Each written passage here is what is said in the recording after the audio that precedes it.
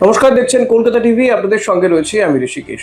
যাদবপুর বিশ্ববিদ্যালয়ে আছে যাদবপুর বিশ্ববিদ্যালয়ে যে অশান্তির ঘটনা ঘটেছিল আজ থেকে প্রায় 5-6 দিন আগে, সেই ঘটনায় ইতিমধ্যেই তদন্ত কমিটি গঠন করা হয়েছে। যদিও এখনো পর্যন্ত তদন্ত কমিটি কোনো কাজই শুরু করতে পারেনি, কারণ যে 5 সদস্যের তদন্ত কমিটি গঠন করা হয়েছিল সেই তদন্ত কমিটির যাকে প্রধান করা হয়েছিল সেই শুভশঙ্কর সরকার, তিনি কিন্তু সেই পদ থেকে সরে দাঁড়িয়েছেন শারীরিক অসুস্থতার কারণে। তো যেটা দেখা যাচ্ছে যে নেতাজি সুভাষ মুক্ত বিশ্ববিদ্যালয়ের প্রাক্তন উপাচার্য তিনি সেই দায়িত্ব তিনি নিচ্ছেন না। রবিবার দিনই তিনি জানিয়ে দিয়েছিলেন যে তিনি শারীরিকভাবে সক্ষম নন এই দায়িত্ব পালন করার জন্য, তাই তিনি সরে দাঁড়িয়েছেন।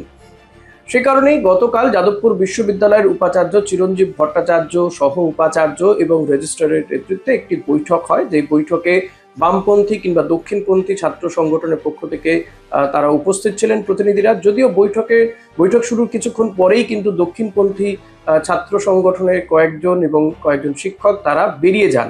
এই বৈঠকেই অভিযোগ ওঠে এক সময় যাদবপুর বিশ্ববিদ্যালয়ের যিনি উপাচার্য ছিলেন, ভারপ্রাপ্ত উপাচার্য ছিলেন, বর্তমানে যিনি অধ্যাপক বুদ্ধদেব সাউ এর বিরুদ্ধে। যে ওই দিন ঘটনার সময় বুদ্ধদেব সাউ তিনি বিশ্ববিদ্যালয় চত্বরে উপস্থিত ছিলেন, গেটের সামনে ছিলেন, তাকে সিসিটিভি ফুটেজে দেখা গিয়েছে, তার বিরুদ্ধেও ব্যবস্থা নিতে হবে এই রকম দাবি উঠতে থাকে।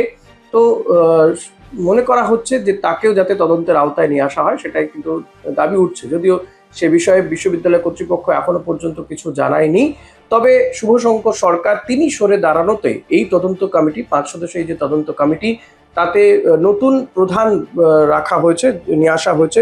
এক্ষেত্রে যেটা জানা যাচ্ছে যে বিশ্ববিদ্যালয় কর্তৃপক্ষ যেটা জানিয়েছে যে হাইকোর্টের প্রাক্তন বিচারপতি প্রণব কুমার চট্টোপাধ্যায়ের নেতৃত্বে ওই কমিটি কাজ করবে এবং তাদের প্রথম বৈঠকটি হবে 27শে অগস্ট তারা প্রথম বৈঠক করবে যাদবপুর বিশ্ববিদ্যালয়ে। এবং সেই বৈঠকে কিন্তু তারা তদন্তের বিষয়ে অগ্রগতির ক্ষেত্রে এক বৈঠক করে তারা পরবর্তী সিদ্ধান্ত নেবে। এদিকে বিশ্ববিদ্যালয় ক্যাম্পাসে যাতে শান্তি ফিরে আসে সেই কারণেই গতকাল বৈঠক করা হয়েছিল। চিরঞ্জীব ভট্টাচার্য তিনি বৈঠক করেন, কিন্তু সেই বৈঠকেও অশান্তি বাতাবরণ ছিল। পাশাপাশি আমরা দেখেছি যে সহ রেজিস্ট্রার যিনি, তার দপ্তরের বাইরে এসএফআই এর পক্ষ থেকে বা বামপন্থী ছাত্র সংগঠনের পক্ষ থেকে বিক্ষোভ দেখানো হয়, তারা স্লোগান শাউটিং করেন বেশ কিছুটা সময়। পাশাপাশি যাদবপুর বিশ্ববিদ্যালয় চত্বরের বাইরে যাদবপুরের বিধায়ক সর্বরী মুখোপাধ্যায়ের নেতৃত্বে একটি মিছিল বেরোয়। সব মিলিয়ে কিন্তু যাদবপুরে এখনো শান্তি ফিরে আসেনি যাদবপুর বিশ্ববিদ্যালয় বা বিশ্ববিদ্যালয় চত্বরে। এদিকে যাদবপুর বিশ্ববিদ্যালয়ে এই যে ঘটনার যে অশান্তির ঘটনা, এবিভিপি এবং এসএফআই এর মধ্যে যে সংঘর্ষের ঘটনা, সেই ঘটনাতে কিন্তু উপাচার্য তিনি একটি এফআইআর করেন এবং সেই এফআইআর এর ভিত্তিতে পুলিশও তদন্তে নেমেছে। পুলিশের হাতে সিসিটিভি ফুটেজ তুলে দেওয়া হয়েছে এবং পুলিশি তদন্তে কিন্তু এখনো পর্যন্ত বিশেষ কিছু বেরিয়ে আসেনি। তারা তদন্ত সবে শুরু করেছে, ফুটেজগুলো তারা হাতে পেয়েছে। দেখা যাক আগামী দিনে সেক্ষেত্রে এই তদন্তে কতটা অগ্রগতি হয়। রাজনৈতিক মহল তারা কিন্তু এক একজন এক এক রকম কথা বলছেন। অধীর রঞ্জন চৌধুরী তিনি যেমনটা বলছেন, তিনি যে কেন যাদবপুর বিশ্ববিদ্যালয়ে এই ঘটনার পরেও একজনও গ্রেপ্তার হলো না, যেখানে যাদবপুর বিশ্ববিদ্যালয়ের গেটে যে এমব্লেম তৈরি করা হয়েছিল, যেটি কিনা খোদ নন্দলাল বসু তিনি এটি বানিয়েছিলেন। তো সেই এমব্লেমের উপর পা দিয়ে দাঁড়িয়ে তারপর সেটাকে ভেঙে ফেলা হয়, অথচ কাউকে গ্রেপ্তারই করা হলো না, কোনো ব্যবস্থা নেওয়া হলো না। এবিভিপির বিরুদ্ধে এই অভিযোগ উঠেছিল, পাল্টা আবার কেউ বামপন্থী ছাত্র সংগঠনের বিরুদ্ধে অভিযোগ ওঠে, কিন্তু ছবিতে গোটাটাই পরিষ্কার হয়ে গেছে কে বা কারা করেছেন। তো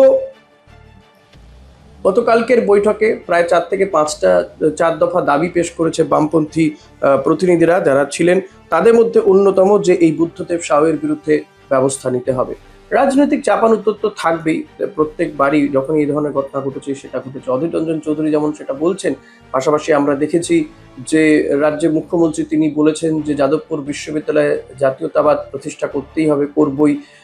প্রাক্তন মুখ্যমন্ত্রী তিনি বলছেন যে যাদবপুরের সঙ্গে তার মতপার্থক্য থাকতে পারে, কিন্তু তিনিও চান না যাদবপুর দেশের মধ্যে শীর্ষস্থানীয় বিশ্ববিদ্যালয়গুলোর মধ্যে অন্যতম, সেখানে এই ধরনের বিঘ্ন ঘটুক সেটা তিনিও কোনোভাবেই চাননি, তার আমলেও চাননি। বর্তমানে যেটা ঘটছে সেটাকেও কখনো তিনি সাপোর্ট করছেন না। সব মিলিয়ে কিন্তু একটা তরজা চাপানুতো চলছে, কিন্তু যাদবপুর বিশ্ববিদ্যালয় এই সমস্ত কাটিয়ে কবে উঠবে, কবে আবার পঠন পাঠন স্বাভাবিক হবে, সেটাই এখন দেখার বিষয়। আমাদের নজর থাকবে সেই দিকে। আপনাদের নজর থাকুক কলকাতা টিভিতে রাত দিন 7 দিন।